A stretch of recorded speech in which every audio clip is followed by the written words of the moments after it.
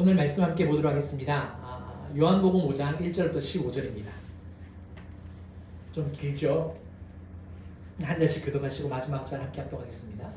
여자가 이르되 메시아 곧 그리스도라 하는 이가 오실 줄을 내가 아노니 그가 오시면 모든 것을 우리에게 알려주시리다.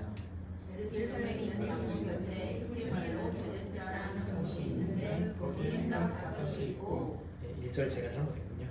그 안에 많은 병자, 맹인, 다리 저는 사람, 혈기 많은 사람들이 누워 물이 움직임을 기다리니 이는 천사가 각 곳에 들여와 물을 움직이게 하는데 움직임 위에 먼저 들어가는 자는 어떤 병에 걸렸든지 낫게 되니라. 거기 38해 된 병자가 있더라.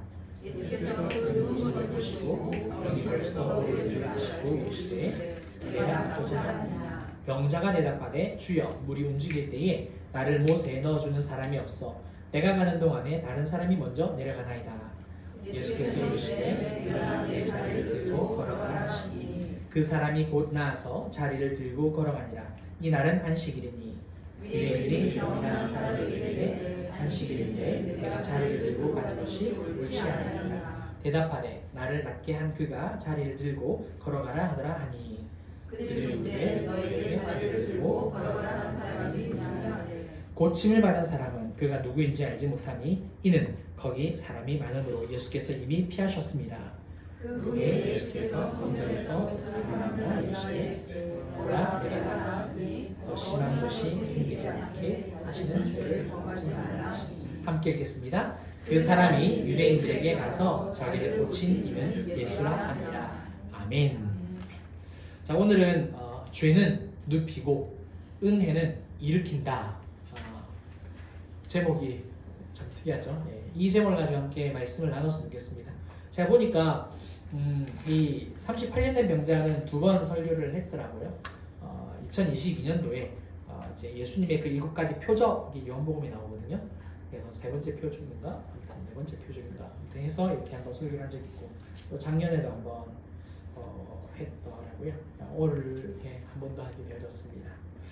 혹시 여러분의 삶의 어떤 부분이 오랫동안 멈춰 있던 적은 없으십니까?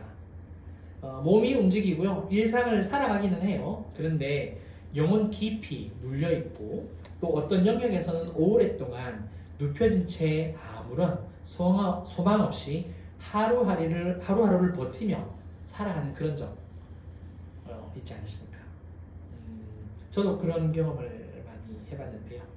오늘 보면 요한복음 15장의 1절부터 15절은요. 눕혀진 인생, 그것도 38년을 한 자리에서 누워 있었던 그 살아온 병자 이야기입니다. 그런데 이야기는요, 단순히 육체의 치유 이야기가 아닙니다. 이것은 죄가 눕히고요, 은혜는 일으키는 이야기입니다. 그 병자는 돌아봤을 때 내가 아닌가, 우리의 자화상이 아닌가, 설교를 준비하면서 딱 나다 제가 그런 생각을 되게 많이 했습니다. 그래서 정말 하나님 앞에서 올바르게 섰으면 좋겠다, 이제 그런 생각을 설교 준비하면서 많이 가졌어요. 본문은 이렇게 시작을 합니다. 요한복음 5장 2절 보실까요? 예루살렘에 있는 양문 곁에 히브리 말로 베데스다라 하는 못이 있는데 거기 행각 5이 있고, 베데스다 연못 주위로 행각 5개가 있었어요. 그 안에는 누가 있었느냐? 병든 자들, 눈먼 자들, 다리 저는 자들, 또 혈기 마른 자들이 있었다라고 이야기를 하고 있죠. 그 중에 한 사람, 무려 38년 된 병든 자도 있었습니다. 성경을 보면은요, 1, 3, 7, 12, 1000 이런 숫자는 많이 등장합니다. 왜냐하면 되게 중요한 숫자거든요. 6자라는 단어도 많이 나오고 4자라는 단어도 많이 나오죠, 그죠? 그런데 38이라는 단어 숫자가 나오는 게 혹시 어디인지 아십니까? 구약에 제가 찾아봤는 데 있더라고요. 구약에도 있고요, 신약에도 있는데 신약에는 여기에서 38이라는 숫자가 나오고 저는 없는 줄만 알았어요. 그런데 구약을 보니까 신명기에 38년 동안 광야에서 머물렀다라는 그 기록이 나와 있습니다. 사실 제가 이제 이걸 항상 볼 때마다, 이 본문을 볼 때마다 38년 된 병자, 분명히 성경은 아무 의미 없이 그냥 기록하진 않아요. 항상 상징적인 의미를 주더라도 의미를 부여를 합니다. 그러면 38년이 왜 38년 된 병자일까? 37년도 있고 30년도 있고 40년도 있는데 왜 굳이 38년이라고 했을까 항상 궁금했거든요. 근데 알게 된 게 있죠. 이스라엘 백성들이 출애굽을 한 후에 그 출애굽을 딱 시작해서 가데스 바네아까지 40그 걸린 기간이 한 1년 한 6개월 정도 됩니다. 그 정도 돼요. 그러니까 시내산 시내 광야에서 이제 그 6월절 첫 예배를 드리는 그때가 한 1년 정도 돼요. 그리고 이제 다시 이렇게 막 행진을 해서 가데스 바네아에서 머무르는데 거기서 한 40일 이상을 머무르죠. 왜 40일 이상을 머무릅니까? 40일 동안 가나안 땅 정탐을 하니까. 그러니까 40일 이상을 거기에서 머물러요.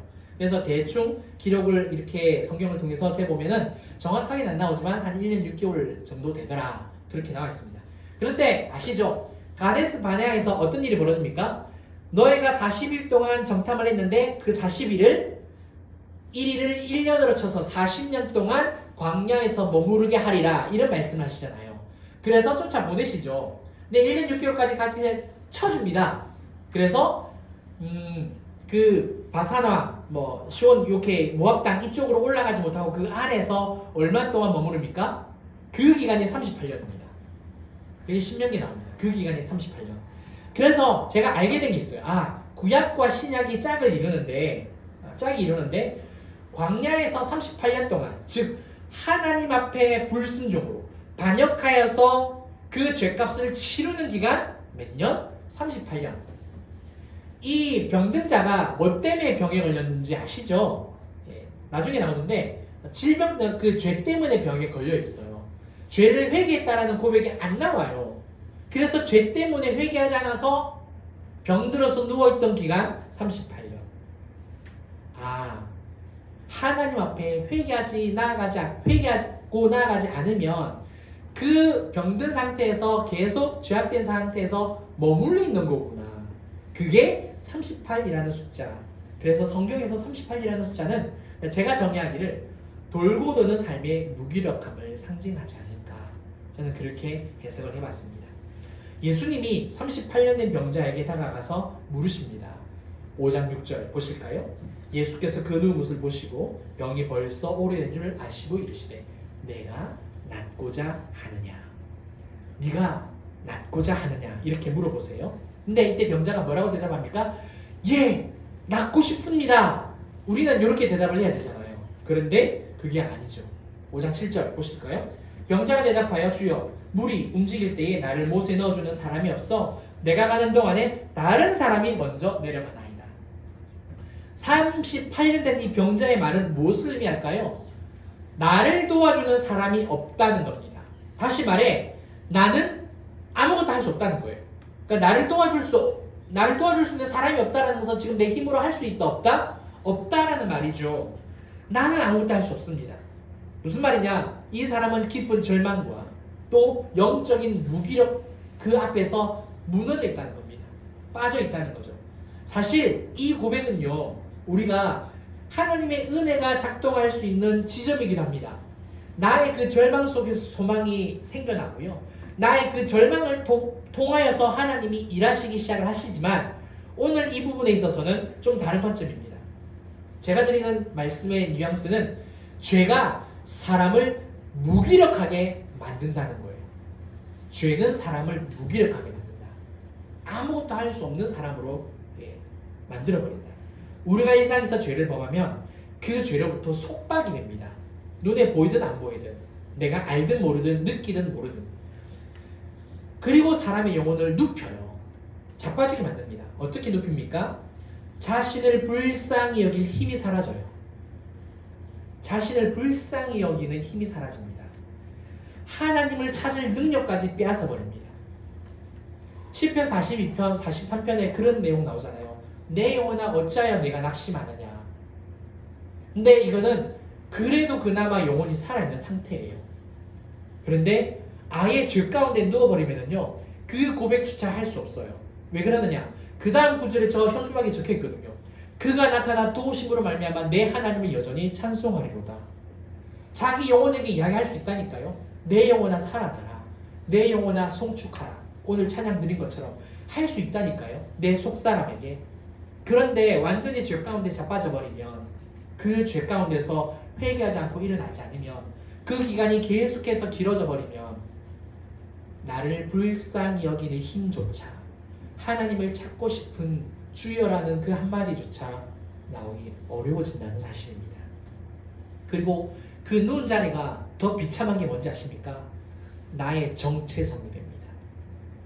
나는 이런 사람이야. 우리 사모가 맨날 저한테 그 이야기 하지 말라 그래요. 나는 이런 사람. 나는 원래 이렇다라고.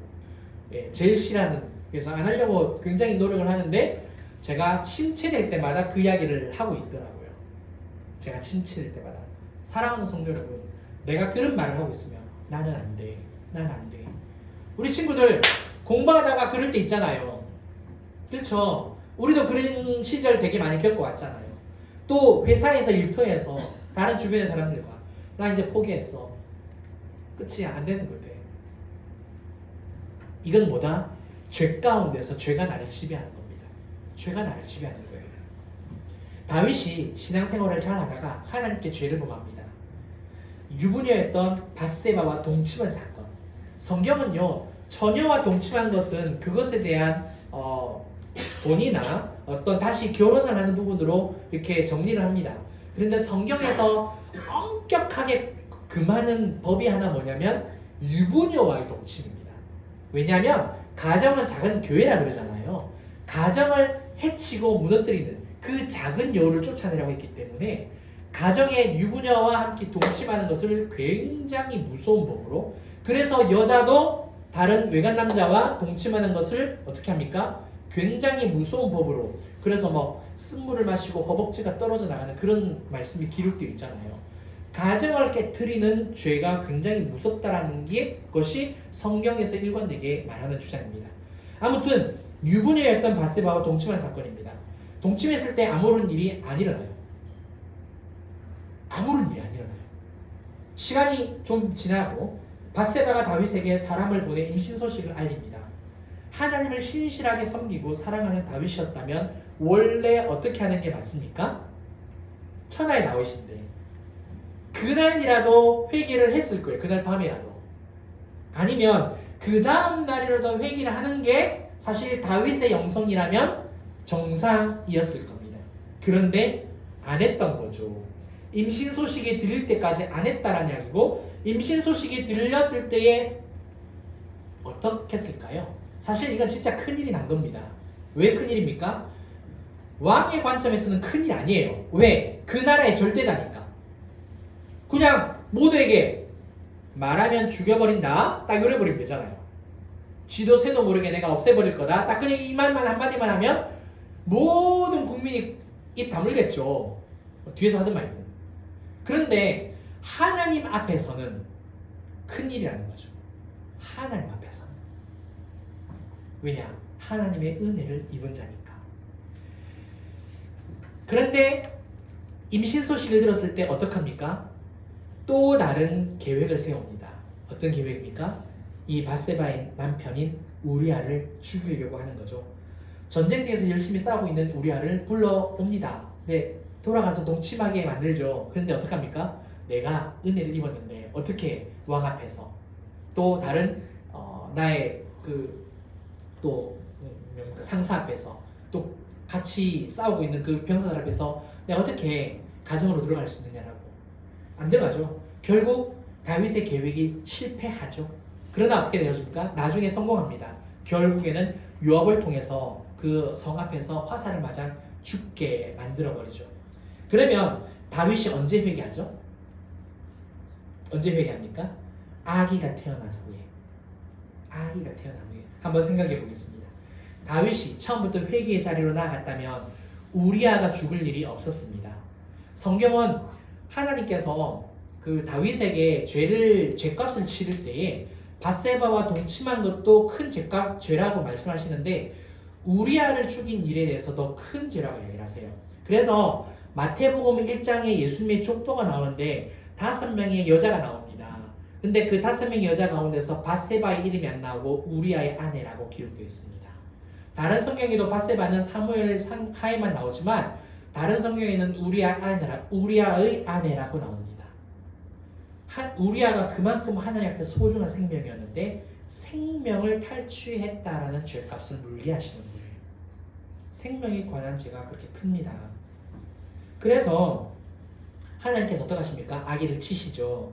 아기가 태어나서 죽을 때까지 무슨 이야기입니까? 그러면 그때 다윗이 이제 회개하잖아요. 이 말은 뭘 말하는 겁니까? 아기가 태어나서 죽을 때까지 다윗은 죄의 자리에 눌러 앉아 있었다라는 겁니다.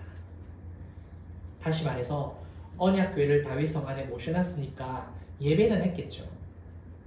주일 예배했겠죠. 아침 저녁으로 예배했겠죠. 하나님과의 관계는 깨진 상태였다는 거. 오히려 더 나쁜 죄를 짓는 그 자리로 나아갔다는 겁니다. 우리아를 죽이는 자리. 다윗이 죄의 자리에 앉아 있었을 때 그 상태를 고백하는 말씀이 나옵니다. 보실까요? 시편 32편 3절 4절입니다. 우리 함께 읽어보겠습니다. 시작. 내가 입을 열지 아니할 때에 종일 신음함으로 내 뼈가 쇠하였도다. 주의 손이 주야로 나를 누르시오니 내 진액이 빠져서 여름 가뭄에 마름같이 되었나이다. 아멘. 구약 성경 또 히브리 사람들, 이스라엘 사람들이요 자주 쓰는 표현이 있습니다. 그 뭐냐면 뼈가 쇠했다. 그 다음에 진액에 빠졌다. 우리 골수 이렇게 빠져나가듯이 그런 표현이 나오는 것은요 죽을 지경에 이르렀다 그런 뜻입니다. 진짜 완전히 죽게 되었다. 딱 그 뜻이에요. 다윗이 죄의 자리에 계속 머물러 있으니까 어떻게 됐다는 이야기입니까? 죽을 지경에 이를 만큼 힘들었다라는 이야기입니다. 그 고백이에요. 죄는 이렇게 우리를 절망 속에 빠뜨리고요. 영적, 육적으로 하나님을 찾지 못하도록 무기력하게 만든다라는 거예요. 그리고 어떤 일이 벌어진다고요? 무기력한 상태에서 또 다른 죄를 자꾸만 범하고 찾고 구하는 그런 악순환이 일어난다는 거죠. 그러나 오늘 본문이 주는 복음의 핵심은 바로 여기서 시작이 됩니다. 그게 뭐냐? 이 38년 된 병자는 그 죄의 자리 가운데서 예수님을 찾지 않았어요. 하나님을 찾지 않았습니다. 그러나 예수님이 그를 찾아오셨습니다. 이게 은혜의 방식이고요. 이게 복음입니다. 죄는 사람이 하나님을 피하게 만듭니다. 우리가 죄 지면 어떻습니까? 두려워서 피하려고 하는 그런 본능이 생기잖아요. 그런데 은혜는요. 하나님이 사람에게 오도록 만들어준다는 거예요. 이게 은혜입니다. 예수님이 38년의 병자에게 이렇게 말씀하세요. 5장 8절 예수께서 이르시되 일어나 네 자리를 들고 걸어가라 하시니 이 사람이 일어납니다. 그리고 자기가 누웠던 자리를 들고 걸어갑니다. 38년이라는 긴 세월 동안 절망 속에 살았는데 안 되는 줄 알았는데 그냥 끝난 줄만 알았는데 그게 아니더라는 거예요.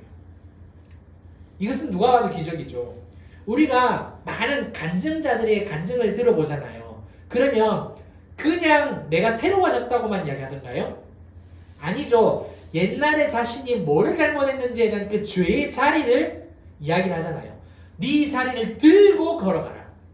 그냥 가는 게 아니라 네가 누웠던 그 자리 다 들고 가져가라고. 사람들한테 보여주라고. 말하라고. 하나님의 역사를 보여주라고. 내가 이런 사람이었는데 새로워졌다고. 변화됐다고. 죄는 나를 이 자리에 눕게 만들었는데 나는 이렇게 일어나서 걷고 있다고. 새 사람 되었다고.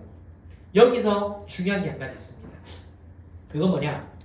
예수님은 먼저 병을 고치시고 난 다음에 성전에서 나중에 그를 다시 만나요. 만나서 이런 말씀을 하세요.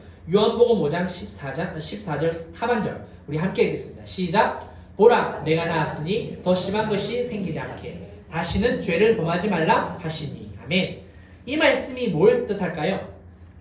38년 동안 누워있게 만든 질병의 본질적인 죄의 뿌리가 그 죄에 있다는 거죠. 물론 오해하지는 마세요. 모든 질병이 죄로부터 오는 건 아닙니다. 아니지만 이 사람은 죄 때문에 병에 걸렸다는 거예요. 여기서 우리가 꼭 한 가지 알아야 할 사실은 38년 된 병자는 단순히 육체의 병자가 아니었다는 겁니다. 누구였습니까? 어떤 사람이었습니까? 죄로 눕혀진 자였습니다. 사랑하는 성도 여러분, 죄는 우리를 눕혀요. 죄는 우리를 눕힙니다. 그러니까 우리가 죽는 거예요. 육신으로도 죽어서 땅에 묻히는 거잖아요. 움직이지 못하게 만듭니다. 하나님의 뜻을 따르고 싶지만 의지력은 마비되고요. 기도할 힘이 사라집니다. 삶의 방향, 길을 잃어버립니다. 무엇보다 사람은 자신이 눕혀진 상태에서 익숙해진다는 거죠. 그래서 무서운 게 뭐라고요? 익숙함이라고요. 익숙함. 그리고 그 자리를 영원한 운명처럼 받아들입니다. 그냥 이게 내 팔자인가 보다. 그냥 이게 나한테 주어진 삶인가 보다. 하지만 은혜는 일으킵니다. 아멘. 은혜는 일으켜요. 예수님의 말씀은 그냥 말씀이 아닙니다. 일어나 내 자리를 들고 가라. 그 외에 다른 말씀이 없었어요. 그런데 그 사람이 일어섭니다. 그리고 가는 거예요. 예수님의 말씀은 그냥 말씀이 아니라 일어날 수 있는 능력을 공급하는 말씀입니다. 공급의 힘이 있는 거예요. 누구의 능력입니까? 우리가 지난 시간에 에베소서를 통해서 본 하나님의 성령의 능력, 죽은 자 가운데서 그리스도를 살리신 능력, 그 그리스도를 살리실 뿐만 아니라 일으키시고 올리신 능력, 모든 이름 위에 뛰어나게 하신 그 능력, 그리고 그 예수 그리스도를 구세주로 믿는 우리를 그 하나님의 보좌 우편에 함께 앉히시는 능력, 이게 말씀의 능력이고 우리 주님의 능력입니다. 아멘. 아멘. 그리고 예수님은 자리를 들고 걸어가라 하시죠. 이것은 과거에 눕혀진 자리마저 간증의 도구로 쓸 수 있다. 아까 말씀을 드렸습니다. 다 은혜죠. 그러니까 나는 너의 육신만 고친 게 아니라 너의 영혼을 일으킨 것이다 라고 말씀하시는 겁니다. 사랑하는 성도 여러분, 오늘 우리의 삶에 눕혀진 영역이 분명히 있을 줄 압니다. 없다면 사실 거짓말일 거예요. 분명히 있을 겁니다. 다시 시작할 수 없는 그 마음, 용서 받을 수 없다라는 죄책감, 사람들에게 보이지 않는 어떤 내면의 고통, 상처, 쓴뿌리 분명히 있습니다. 그런데 오늘 우리 주님께서, 예수님이 그 자리에 내 안에 찾아오신다라는 거예요. 그리고 말씀하십니다. 일어나 걸어라. 내 자리를 들고 일어나라. 다시는 죄를 범하지 말라. 아멘. 아멘. 더 이상 죄의 눕힘 아래에 머물지 마십시오. 하나님의 은혜는 오늘도 우리를 일으켜 주십니다. 그런데 중요한 것은 뭐다? 그 주님의 음성에 응답하시는 거예요. 이 38년 된 병자, 예수님의 말씀을 듣고 일어났다니까요. 그 말씀을 믿었다니까요. 그 믿음은 누가 주셨겠습니까? 그 은혜에 의하여 믿음으로 말미암아 우리가 구원을 받았다라면 당연히 성령님께서 우리에게 그 믿음을 주시지 않겠습니까? 지금 내 과거, 내 현재의 삶을 완전히 털어버리고 새 사람으로 일어날 수 있지 않겠습니까? 할 수 있다라고 그냥 육적으로 할 수 있다, 할 수 있다, 할 수 있다, 할 수 있다, 이게 아니라 진실로 성령을 통해 내 영혼이 살아난다. 살아난다. 내 가정은 살아난다. 우리 교회는 살아난다. 실제로 이 기적이 일어나지 않겠습니까? 은혜를 사모하십시오. 은혜를 달라고 기도하십시오. 은혜를 부어달라고, 나는 아무것도 할 수 없는 종이오니 하나님 저에게 은혜를 부어 주십시오. 내 영혼을 살려주시고 우리 가족을, 우리 아이들을 살려주시고 우리 교회를, 우리나라와 민족을 살려달라고 그 은혜를 구할 때 하나님께서 반드시 응답하여 주시고 역사하여 주실 줄 믿습니다. 그 은혜 믿고 나가는 저와 여러분들 되시길 주님의 이름으로 축원합니다. 아멘. 우리 함께 찬양 드리겠습니다. 이 시간 찬양 드릴 때 하나님 앞에서 정말 믿음의 고백을 드렸으면 좋겠습니다. 나의 등 뒤에서 나를 도우시는 주님, 그 주님을 찬양하였으면 좋겠습니다. 찬양합시다.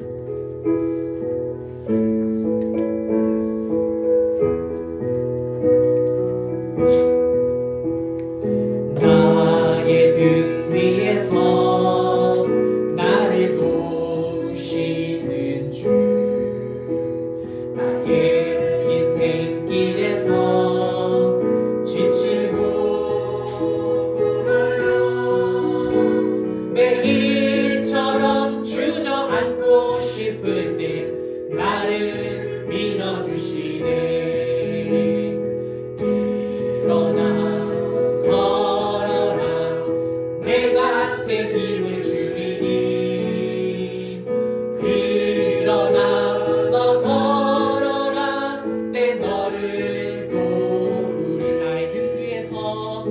나의 등 위에서 나를 도우시는 주 평안히 길을 갈 때 보이지 않아도 지치고 못하여 넘어질 때면 바다와 손 내미시네. 아멘.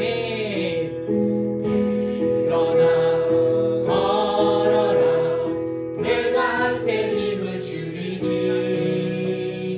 일어나 너 걸어라 내 너를 도우리. 나의 등 위에서 나의 등 위에서 나를 도우시는 주 때때로 뒤돌아보면 여전히 계신 주 잔잔한 미소로 바라보시며 나를 재촉하시는 우리 자기 이름을 넣어서 지현아 걸어라 내가 새 힘을 주리니. 지현아 너 걸어라 내 너를. 우리 다시 한번 하겠습니다. 자기 이름을 넣어서 지현아 걸어라 내가 새 힘을 주리니. 아멘. 지현아 너 걸어라 내 너를 도우리. 우리 함께 기도하겠습니다. 사랑하는 성도 여러분, 누구나 지치기 마찬가지지만 그냥 너무 힘이 들어서 이미 일이 많아서 너무 내 삶에 한꺼번에 많은 일이 닥쳐서 어려울 때도 있어요. 하지만 그게 아니라면 내가 지금 죄 때문에 눕혀져 있다라는 겁니다. 죄 때문에. 이 시간에 하나님 앞에 고백하셨으면 좋겠습니다. 하나님 저에게 은혜를 부어주세요. 일으키는 능력을 저에게 허락하여 주세요. 성령을 통하여 오늘 주신 말씀 내 심령에 새겨주시고 오늘 주신 말씀 제가 정말 믿음 가운데 붙잡고 다시 일어서기를 원합니다. 우리 함께 고백하셨으면 좋겠습니다. 기도합니다. 사랑하는 하나님 아버지 은혜 감사합니다. 하나님 죄는 우리를 눕힙니다. 죄는 우리를 눕혀버립니다. 아버지 더 이상 일어나지 못하도록 정말 아버지 하나님 우리를 완전히 KO 하나님 아버지 시켜버립니다. 주님 죄 가운데 우리가 무기력하고 죄 가운데 넘어짐으로 말미암아 하나님 앞에 나아갈 수 있는 그 힘조차 다 빼앗아버리는 아버지 사탄과 마귀와 악한 영들 그들에게 그런 능력이 있습니다. 하나님 이 시간 그러나 그 능력보다 더 크신 능력 죽은 자 가운데서 그리스도를 살리시는 하나님 아버지 그 하나님의 그 성령의 능력은 이루 말할 수 없을 정도로 크신 줄 믿사오니 하나님 내 영혼을 이렇게 세워 주시옵소서. 하나님 우리 가족을 살려 주시옵소서. 하나님 우리 교회를 이렇게 세워 주시옵소서. 진실로 주님의 말씀을 통하여 오늘 말씀 붙잡고 아버지 다시 일어서겠습니다. 믿음을 다하여 주시는 주님이신 줄 믿사오니 하나님의 은혜를 부어주세요. 우리에게는 은혜가 필요합니다. 우리에게는 진실로 은혜가 필요하오니 내게 은혜를 충만하게 아버지 부어주셔서 우리 가정 가운데 부어주셔서 하나님 아버지 다시 일어설 수 있는 다시 일어나 걸어가는 하나님 아버지 그런 복된 가정 아버지 그런 우리 교회 아버지 우리 개개인의 영혼과 삶이 될 수 있도록 주님 역사하여 주시옵소서.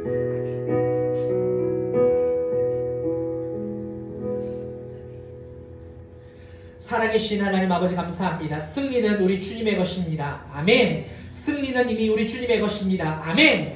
아버지 하나님 사탄과 마귀의 능력보다 그리스도를 살리신 성령의 능력이 가장 위대하고 가장 크신 능력인 줄 믿습니다. 죄는 우리를 눕히지만 하나님을 찾지 못하게 하고 이제 끝이다라고 포기하게 만들지만 우리 주님은 성령의 능력을 말씀을 통하여서 아니다. 다시 살아날 수 있다. 다시 하면 된다. 우리에게 새 힘을 주시고 새 삶을 주시는 분이신 줄 믿습니다. 아버지 날마다 은혜를 구하며 정말 그 은혜 가운데 삶을 살아가는 저와 살아가는 우리 모든 진주교회 성도님들과 가정이 될 수 있도록 하나님 역사하여 주시옵소서. 주님께서 그렇게 인도하심을 믿고 감사를 드리며 지금은 우리 주 예수 그리스도의 은혜와 크신 하나님의 사랑과 성령님의 감화 감동 교통 충만하심이 오늘 이 말씀을 믿고 주님께로 온전히 나가기로 순종하기로 은혜를 구하기로 결단하는 살아가는 우리의 성도님들과 또 가정과 일터와 우리 진주빛교회와 이 나라 이 민족 위에 이제로부터 영원토록 함께 있을지어다. 아멘.